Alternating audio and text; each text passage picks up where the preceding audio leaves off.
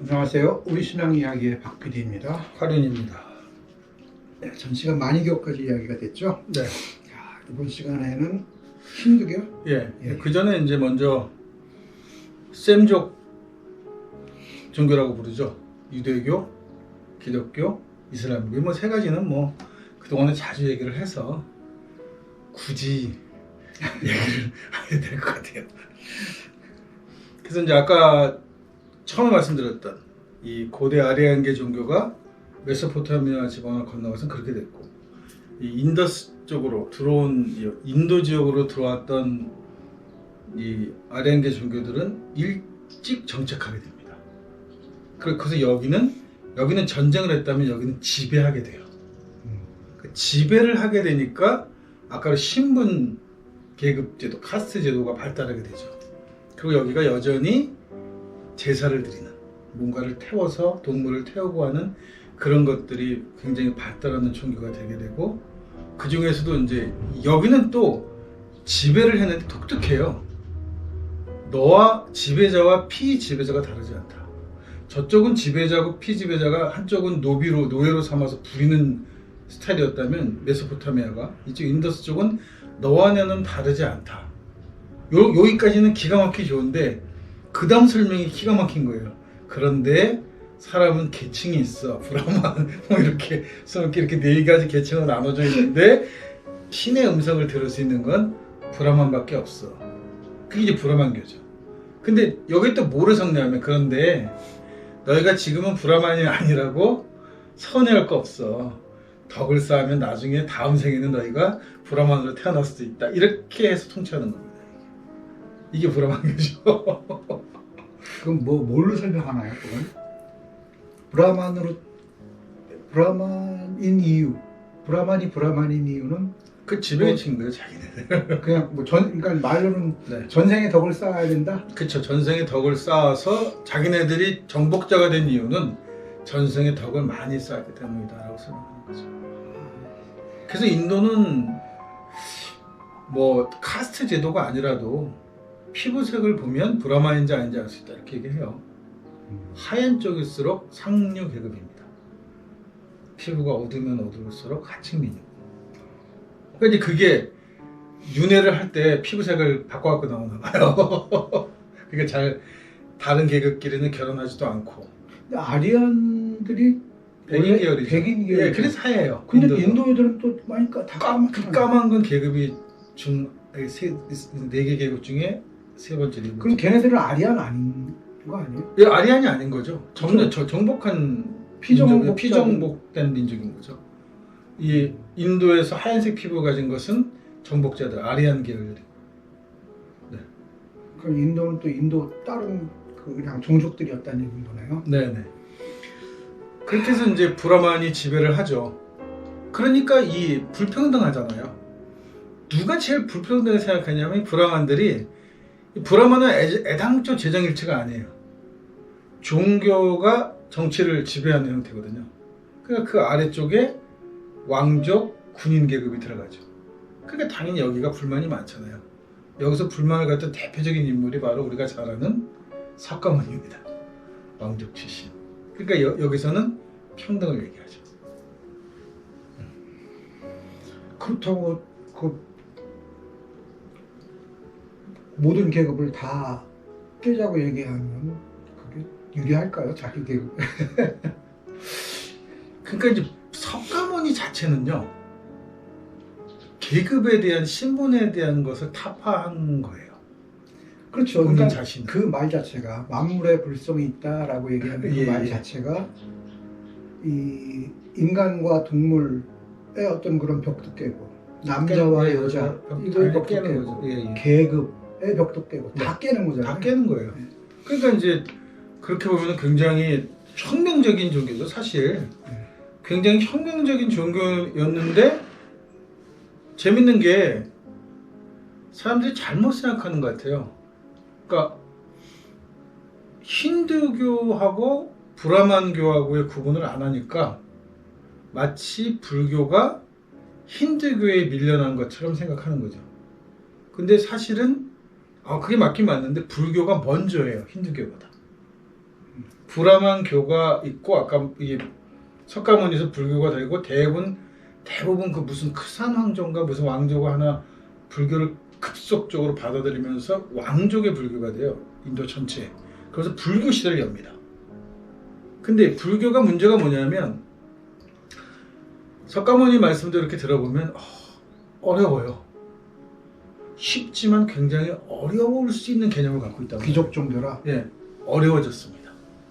그래서 이게 왕족이나 학자가 아니면 공부할 수 없는 종교가 되어버려요. 그리고 왕족 종교가 되는 거죠. 이 사이에 브라만이 새로운 정책을 쓰는 거예요. 종교 포교 정책을. 그래서 불교가 그렇게 뭐 공부하고 뭐 이런 데에 심취하고 있는 사이에 브라만은 뭐가 되냐면 예를 들어서 축일 같은 거, 기념일, 장례식, 그 다음에 사소한 삶을 이렇게 보듬어주는 쪽으로 포교를 하기 시작해요. 그러면서 그러니까 인도라는 말이 결국 힌두라고 하는 말하고 인도라고 말은 어원이 같거든요. 그러면서 인도에서 불교가 쫓겨나요, 완전히. 그러니까 이 평민들, 아니 평민도 아니죠. 어쨌든 그 이 하층 계급들의 네. 삶을 끌어안지 못하기 때문에 네, 그렇게 되는 사라질 거죠. 수밖에 없었다는 그리고 몇 년도더라? 근데 실제로 인도에서 불교가 완전히 몰락하게 된 거는 아이러니하게도 이슬람 때문입니다. 이슬람이 들어오면서 불교 사원을 공격하면서 어마어마하게 많은 승려들을 학살하는 사건이 벌어져요. 그러면서 불교가 세가 확 기울어요. 그때 이제 민중들의 대부분, 민초들이 대부분 호감을 가졌던 힌두교가 급성장을 하게 되면서 인도에서는 불교가 밀려나고, 그러면서 어디로 밀려오냐면 집중적으로 뭐 티베트니 뭐 이렇게 중국인 이쪽으로 이제 밀려나오게 되는 거죠. 근데 불교가 기독교와 무슨 관계가 있느냐 하면 아까도 말씀드렸지만 아주 우리 힌두교 얘기하는 건데. 힌두교, 브라만, 불교 이 세 가지를 한꺼번에 말씀드리는 건 1203년이네요. 1203년을 그래서 불교 절멸의 해라고 불러요, 인도에서는. 그때 이제 이슬람이 들어와서 완전히 그냥 불교를 뒤집어 놓는 사건이 벌어지는 거죠. 근데 왜 이야기를 하냐 하면 바로 얘네들이 갖고 있는 그 윤회 사상이 아까 만이교를 통해 들어오면서 서양인들한테 이 말세 사상과 윤회 사상을 끊임없이 갈등하게 만드는 요소가 돼요. 그리고 예수의 가르침 중에 상당 부분이 불교스하다는 거죠. 무소유라든가 제자들에게 이렇게 얘기한 명령하는 명령들을 이렇게 보면, 저는 이걸 어떻게 보냐면 이게 아까 조라스트교, 만이교 다 같은 뿔에서 나왔잖아요. 이 전체가 다 기본적인 그 도덕적인 개념들은 공유하고 있지 않았나. 그러니까 선악에 관한 얘기를 하니까. 네네. 선악에 관한 개념은 공유되어진 개념이다, 이렇게 보는 거죠.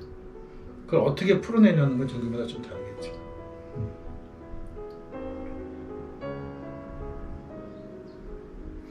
불교도 물론 그 바탕, 이제 브라만교나 이런 것들을 바탕으로 해서 배경으로 해서 나타나기 때문에 예. 그래서 그 신분제도 신들도 굉장히 다 가져와요. 그냥 공유해갖고 있는. 왜냐하면 불교가 통치를 해야 되니까, 민중을 통치해야 되니까. 그래서 이제 불교가, 그래서 제가 석가모니하고 불교는 좀 다르다고 얘기하는 뭐냐면, 석가모니 사후의 불교는 인도의 신들을 복속시켜요. 석가모니 아래로. 하위 계층에 보살 개념도 만들어내고, 그러면서 인도 불교를 이렇게, 인도 종교를, 힌두교를 브라만교에 갖고 있었던 사상. 그러니까 사실은 브라만교가 우리가 알고 있는 거의 지금 불교나 동양 사상들은 거기가 유네니 뭐 거의 다 만들었거든요. 거기서 그 개념 자체로. 우리나라식으로 하자면 이게 이 샤머니즘인 거죠. 그렇죠. 예, 그렇게 볼 수 있는. 그렇게 봐야 되는 것 같아요. 특히 이제 뭐로 넘어가면 그냥 이제 자이나교로 넘어가면. 예, 그렇죠. 예, 얘가 자이나교로 넘어가게 되면 얘네들은 윤회가 굉장히 중요하고, 그러니까 보통 불교가 살생하지 말라 이렇게 생각하는데 사실 그건 자이나교 교리가 더 큽니다. 그래서 아예 살생을 못하게, 아예 살생을 안 하니까 결국 마지막에 최고의 경제감은 어떻게 되냐면 굶어 죽어요. 식물도 먹을 수 없어서 살생하면. 그러니까 우유도 걸러 먹거든요. 물론 육식은 안 하고. 그러니까 몸에 붙은 동물, 이 생명체가 죽을까봐 옷은 못 입는 거예요. 그래서 자연이가 빨가벗고 다니잖아요. 그 다음에 이제 그것도 파가 갈려요. 벌거벗고 다니고 흉티스러우니까 흰 옷에도 입자서 흰 옷 입는 패가 있고 안 입는 패가 있고 이렇게 갈린단 말이에요. 근데 이 사람들은 극단적인 금욕을 요구하는 거죠.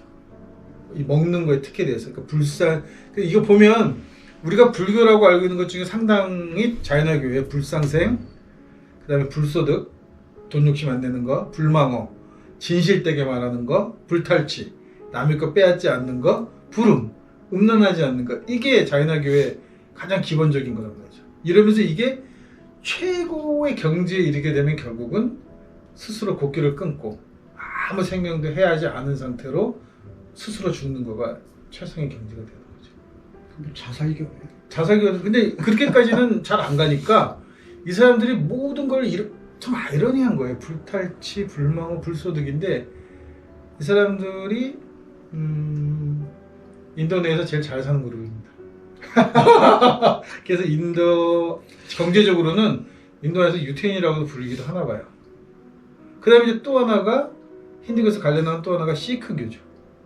근데 시크교는 카스제도 인정하지 않아요. 불교와 같은 때 비슷한 때 빠져나왔거든요. 그래서 거기도 뭐 윤회니 뭐니 이런 건 다 인정하는데 카스트 인정하지 않고, 그래서 여기는 육식도 오케이, 뭐 뭐도 오케이, 다 오케이예요. 근데 뭐 안 되냐? 카스트도 노, 남녀 차별 없어. 근데 시크교의 가장 큰 특징은 뭐냐면 털 깎으면 안 돼요. 그건 또 왜 그래? 그래서 수염을 길러요. 모르겠어요. 그래서 얘네들은 이 절대 수염을 기르면 안 되고 머리에 항상 터번을 쓰고 다녀야 돼요. 그래서 터번 쓰는 건 시크교예요. 근데 시크교가 인도 역사상 가장 전투를 잘하는 민족입니다. 그래서 지금도 인도 내에서 국방결의 권력을 잡고 있는 거는 시크교도들이에요. 경제는 아까 자이나교들이 뻘겋고 다니면서 의외로 물질에 욕심이 없을 것 같은데 자이나교들이 경제는 꽉 쥐고 있고 0.몇 퍼센트라든가 되는데 전체 인도 세금의 25%를 자이나교가 낸다 하는 것 같아요. 그러니까 경제적으로 걔네고 시크교는 군사적으로. 그렇게 이제 우리가 불교나 힌두교 영향을 많이 받았죠. 동양 쪽은. 오히려 기독교는 얘가 차단막이 있어서 기독교가 여기, 근데 어떻게 보면 제국주의 시대 때 기독교가 쉽게 동양에 전파되어진 이유 중에 하나가 완충지대처럼 버티고 있던 힌두교나 불교가 사실은 원뿌리에서 한 뿌리에서 나온 종교였다는 거죠. 그러니까 그런 개념들이 굉장히 쉽게 단지 물질 문명이 앞서서 선진국가의 종교였기 때문이라는 것보다는 심정적으로 쉽게 동화될 수 있는 부분들이 있었다는 거예요. 번역이 잘 됐다는 얘기네요. 네, 그렇습니다. 네. 불교. 사실 불교 얘기는 저는 불교 얘기 잘 안 하려고 해요. 너무 다양하기도 하고. 그러니까 제가 불교가 뭐다고 정의를 하면 그거 불교 아니야 하는 분들이 너무 많거든요. 그렇죠. 아니 뭐 내가 부처돼야 된다 이런 저기도 있지만 부처님을 잘 모셔야 된다 이런 저 부총파도 있으니까. 그리고 뭐 살아있는 부처도 있고 네. 티베트 불교 같은 경우는 부처가 살아있잖아요. 밀교를 또 넘어오면 또 얘기가 또 달라지고, 그 다음에 미륵 종교를 넘어오면 이거는 기독교하고도 색깔이 진짜 비슷하거든요. 교리 자체가. 그러니까 불교를 뭐라고 정의할 수 없는데, 그러니까 뭐라고 잘못 얘기하면 공격을 엄청 받게 돼요. 그래서 제가 불교는 그냥 한국에 영향을 많이 미친 종교다. 이 정도만 하고 마는 거예요. 근데 그런 것들이 공존한다는 거는 굉장히 건강한 거죠. 그러니까 불교가 건강한 이유는 다양하다. 스펙트럼이 굉장히 넓은 종교예요, 이 종교가. 그러니까 인도에서 실패했죠. 인도에서 실패하고 밀려 나와서 결국은, 그러니까 제 얘기는 뭐냐 하면 인도 쪽까지만 저쪽 서양 쪽으로 가면 생각하는 게 별로 안 좋아하는 문화예요, 문화가. 근데 반면에 동양 쪽에 넘어오면 굉장히 좋아하거든요, 사고하는 걸. 그러니까 불교가 오히려 중국이나 한국 같은 데 와서 이게 발전되는 꽃을 피우는 이유 중에 하나는 우리가 이렇게 끊임없이 사고하고자 하는 하고 맞아떨어진 게 아니냐. 그러니까 좀 색깔은 좀 달라도 불교가 자리 잡을 수 있지 않나 생각합니다. 알겠습니다. 네, 이 인도에서 발생했던 몇 가지 종교 이야기까지 이렇게 나눠봤습니다.